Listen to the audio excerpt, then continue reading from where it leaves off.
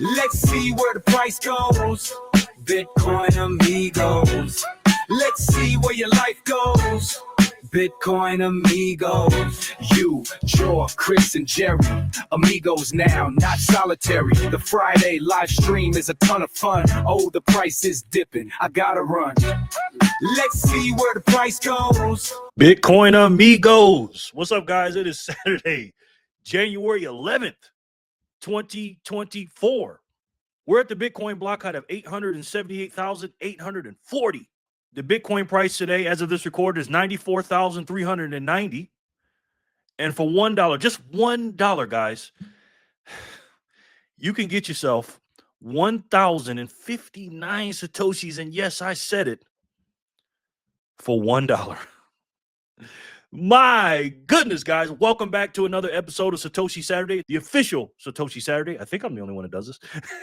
We're at episode number 47. In this episode, we're going to discuss the 1-year anniversary of when the companies for the Bitcoin ETF started buying Bitcoin for the first time a year ago. We're going to discuss that today.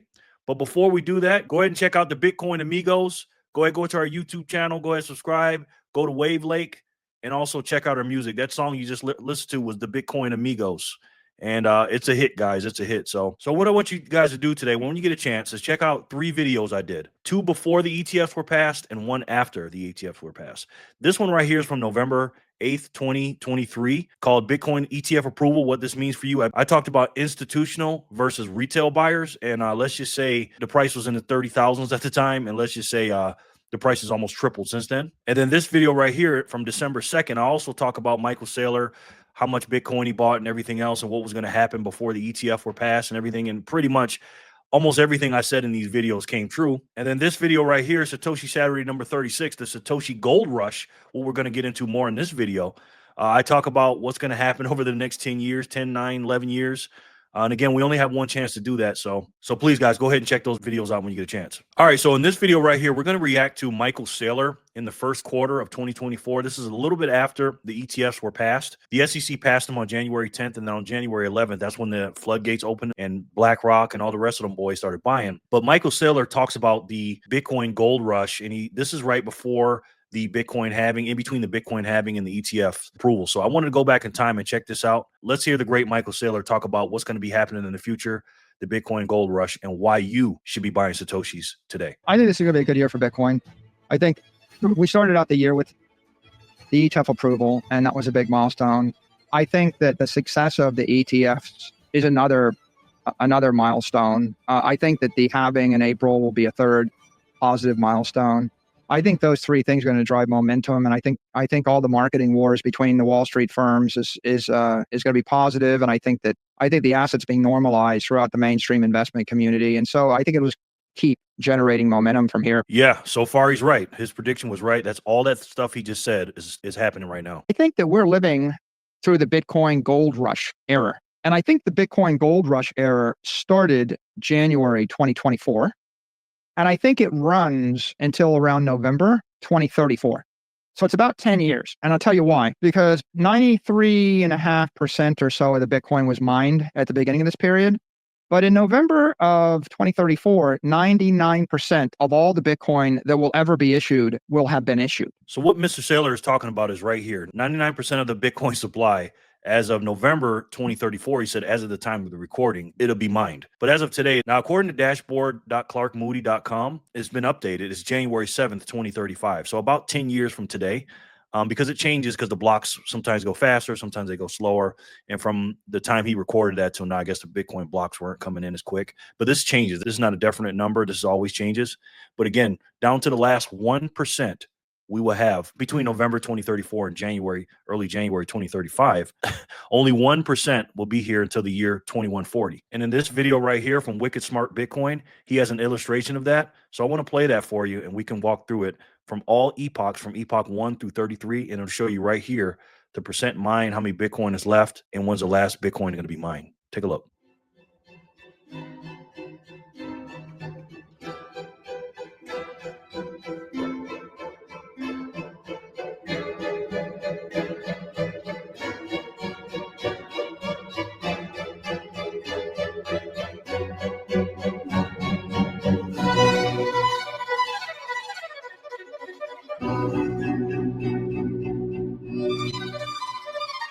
So right now we're right about here. As you can see, the block height is 879,000. It's a little ahead of us, but that's where we're at approximately in epoch number 5. That's where we're at now.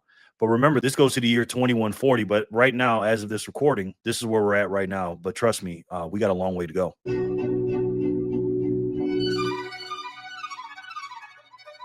All right, there it is. At epoch 7, which is about 10 years from now, estimated year 2035, early 2035, we're at 99% about roughly all the Bitcoin that ever be mined. Here it is in Bitcoin terms. Here it is in Satoshi terms. And yeah, as you can see, this is only epoch 7, about 3/4 away of epoch 7. But again, we're going all the way until epoch 33 in the year 2140. So just think about that, guys. 99% of all the Bitcoins are going to be mined from January 3rd, 2009 until late 2034, early January, 23, 24 year period. 99% of all the Bitcoin is going to be mined. This is why they call it the Bitcoin gold rush, guys. And as you can see, we got a long ways to go.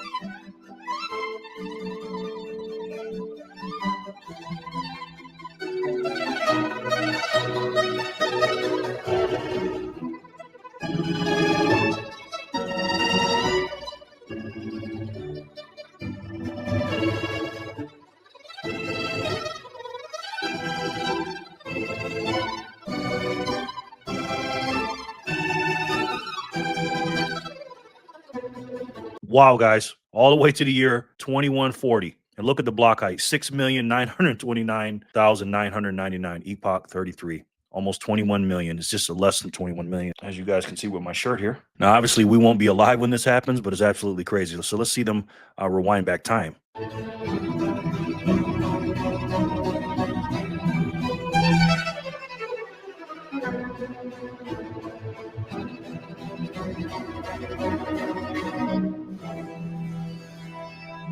In all Bitcoin animations, that's my absolute favorite, I think. Top 1, 2, or 3. So make sure you guys go ahead and check out Wicked Smart Bitcoin. Just type in Wicked Smart Bitcoin. He's got some great videos, and he'll teach you a lot about Bitcoin. All right, guys, let's continue on with the great Michael Saylor and what he's talking about with the Bitcoin gold rush. And so that halving is very symbolic. People talk about Bitcoin, issuance coming out over the next 100 years, all the way till 2140. But the truth of the matter is, the last 100 years, you're only getting 1%. And actually, of that 1%, 90 basis points of it is coming in the 12 years that follow 2034. And then it's 10 basis points, 0.1%.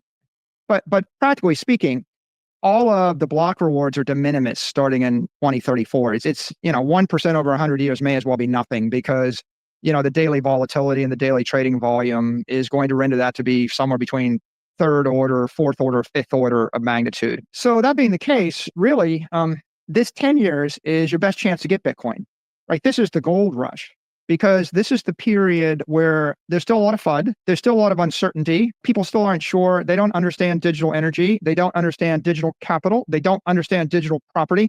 There's a lot of debate in the community. Is Bitcoin a currency, or is it a property? Or, there's massive debate. And a lot of people say, well, it's a currency, and since it's not legal tender, or because it doesn't move fast enough, or I can't buy coffee with it, it's not a good currency.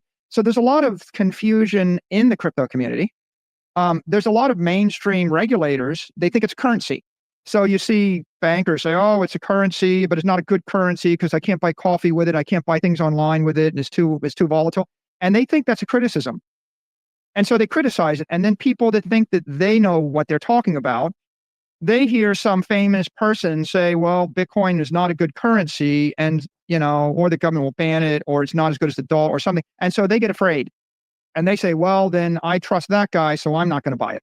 So a lot of people are criticizing it for the wrong reason. A lot of people misunderstand it, and that creates lots of chaos, misinformation, stupid, misleading stories in mainstream media. It creates like bad takes on Twitter. It creates all sorts of confusion amongst Wall Street analysts. And so all of that fear, uncertainty, and doubt, and just basic confusion, and then misunderstanding, that causes a slow growth in demand, right? Like demand is growing, but imagine how much faster it would be growing if everybody had spent 100 hours, right? Exactly. Nobody knows what this thing is, man. You know what I mean? We are so freaking early. Unlike the gold rush, people knew what gold was. And I'm going to show you a video here in a second to give you some context of what was going on during that time in the mid 1800s. But nobody knows what it is. Everybody's heard of Bitcoin. It's like the biggest secret. Everybody's heard of Bitcoin, but hardly nobody knows what it is. It's like the biggest, worst secret ever. And everything they hear about it, 99% of the population, it's all lies and FUD and misinformation. So again, the advantage that we have over the people that were doing the gold rush era, those people knew what gold was. But today you have an opportunity and a chance to buy something that nobody else knows what it is. So yeah, before I show you the California gold rush video, I want to show you something here.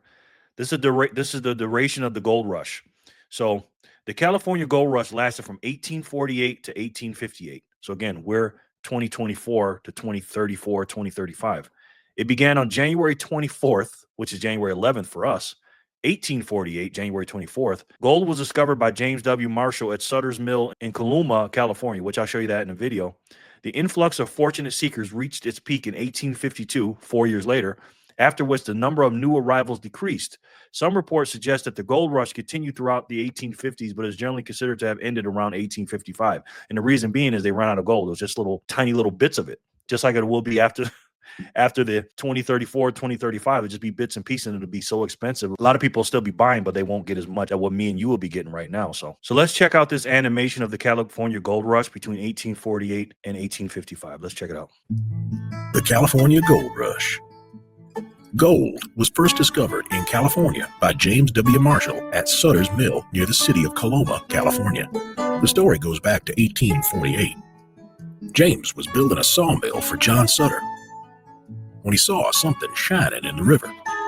They both tested the metal. It was gold. Soon, the word got out. It was no longer a secret.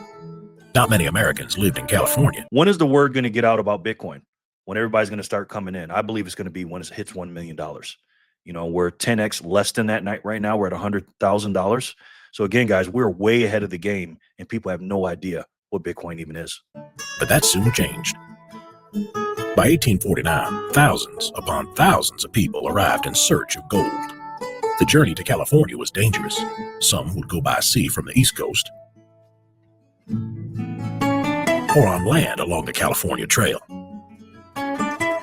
The beautiful thing about technology now in the year of our Lord 2025 is you don't have to travel. You can just do it right there from your phone. You can just click on your phone and buy it right then and there. You don't even have to be going through all these dangerous territories and going through the water and stuff like that. And it's going to be much easier for you to buy now and for people to buy in the future. So again, man, you can just get involved with the gold rush right from the comfort of your own home. These people would become known as the 49ers. One way to find gold was to pan for it. Miners would sink the pan into the water and shake the dirt away to reveal any gold. Miners needed a lot of equipment, including a mining pan, a shovel, a pick, and food supplies. Businesses who sold this equipment to the miners often became richer than the miners could ever be themselves. And that's what's going to happen in the future with Bitcoin. People that are going to be buying a lot of stuff for the equipment, you know, cold storages and things that going to be built on the base layer of Bitcoin only companies, if you will, they're going to make a lot of money, man, because again, this is the paradigm shift and this is the new money. So people are going to be taking advantage of that. And as of now, this is why I make these videos. This is why companies are being built around Bitcoin, because again, they can see the future. Wherever gold or silver was discovered, miners would move in and set up camp. These would often grow into boom towns, which would become deserted once all the gold opportunities had dried up. So, was the gold rush worth it? Some became wealthy, but most returned home empty-handed. And unfortunately, for a lot of people that don't get involved early, that's what's going to happen. You know, they're not going to take advantage and quote unquote be rich in the future. And that will be a great money for them to save in and stuff like that. But again, listening to the FUD, listening to the mainstream media, not understanding and taking the time to study, by the time they buy it, you know, 100,000 Satoshis or 20,000 Satoshis or whatever is going to cost so much money or energy or currency at the time. It's not going to really make them a big of a difference. Again, it's better than nothing, but they're definitely not going to be in the position that me and you are today. So again, this is why I stress so bad to buy it, to learn it today and buy it today. All right, guys, let's get back into the Michael Saylor video. Right. The people that criticize it, there's no way Warren Buffett spent 100 hours studying Bitcoin, right? There's no there's not likely that everyone that criticizes it spent 100 hours studying it. They haven't read the Bitcoin Standard. They probably haven't listened to 20, 30, 40 hours of podcasts, right? The critics are misinformed, and the mainstream investors, they have all the money. There's $900 trillion of wealth out there. There's only $1 trillion in Bitcoin. As of that recording, it was $1 trillion. But right now, as you can see, it's almost doubled that. It's actually gone over $2 trillion. So again, that was less than a year ago. It's almost doubled in market cap. What do you think it's going to be in another year? Just saying. 99.9% of the money, of the wealth, is not invested, right, in the asset class. So a lot of people that don't understand what this is have a lot of money. And yet we've got a 10-year period when there's going to be an explosive increase in education. Bitcoin's going to go up. And as the price goes up, more people are going to get asked, and they're going to like reject. They're like, stop asking me. I hate talking about this. Like, we don't like it because it's like gold. It doesn't generate cash flows, or they don't understand. If you don't understand perfect money, what's wrong with gold? Gold has emissions. Gold is inflationary. That's why it doesn't work. If you don't understand that, then you don't understand why digital gold is better than gold. So you don't understand Bitcoin. You don't understand money. And then you haven't really thought very deeply about property theory or capital theory. So you definitely don't understand digital capital. Exactly. And also, people don't understand that the money is broken. They really don't. They don't know what inflation is. They don't know what real hard money is. And then they look at everything from the fiat terms and they say, oh, well, I got this real estate, or I got this stock or dividend, and I'm making a yield off of it. What's Bitcoin going to do? It's not going to give me any return. But they don't realize that the CAGR of Bitcoin is so much higher than anything else in the world. You don't need a cash flow on it. Again, it just increases the purchasing power. And it's a separate system outside of this, that it's a completely new money. And they don't understand that the fiat currency has no chance in the future against Bitcoin. Which means you don't understand digital energy, which means that when someone asks you, you're going to buy it, your answer is, of course, I'm not going to buy it. I don't get it. What I say to people, right? Like, if everybody read all these books, if they listened to all your podcasts, if they listened to all my podcasts, if they thought about it for a few hundred hours, tomorrow they would wake up, they would all buy Bitcoin, and Bitcoin would be $5 million a coin. And then we'd be doing this podcast. And you would say, Mike, all the comments from all my followers are, is it too late? And I would say, well, it's too late for you to get insanely rich. You're not going to get 100x, right? If you buy Bitcoin at 50,000 when it's 5 million, you're going to be bragging to your kids that you got 100x your return, right? So it's going to be too late for that, but it's not too late to buy it, because it's still better to buy the thermodynamically sound digital asset, which doesn't have all of the liabilities of real estate, stocks, or bonds. It's still going to go up in value faster than the S&P index. It's still going to be a better after-tax return than owning sovereign debt. It's still going to be better than owning physical property subject to acts of God, force majeure, and all the other physical limitations. So it's still going to be the best investment. It's just not going to be the investment that got you the 100x return that you were going to brag about. He's absolutely right. If you get in at $1 million, 100x in our lifetime, I'm not saying it can't happen, but 1 million to 100 million is a lot. Is a lot of money. So let's take a look at Bitcoin's price and what the ETFs are doing right now. All right, guys, we're going to go back in time real quick and look at what Bitcoin's price was on January 10th and the 11th of 2024 when the Bitcoin gold rush started. So January 10th, it was 46,300. It went down a little bit the next day at 42,835. Again, this is about a year ago, guys. And we've doubled since then. And as you can see, January 11th is not on here yet. But as you can see, we're in the mid 90s and we were in the mid 40s just a year ago. This is because of the volume of BlackRock and these other ETFs, how much Bitcoin they've been buying. And to illustrate that, I want to show you an animation of what happened in January 11th, 2024, up until this point, of how many Bitcoins that these ETFs are holding. As you can see, there's 1, 2, 3, 4, 5, 6, 7, 8, 9, 10 of them. Now, GPTC started off with 600 something thousand Bitcoin, but unfortunately for them, their fees were so high, they didn't have any competition before that.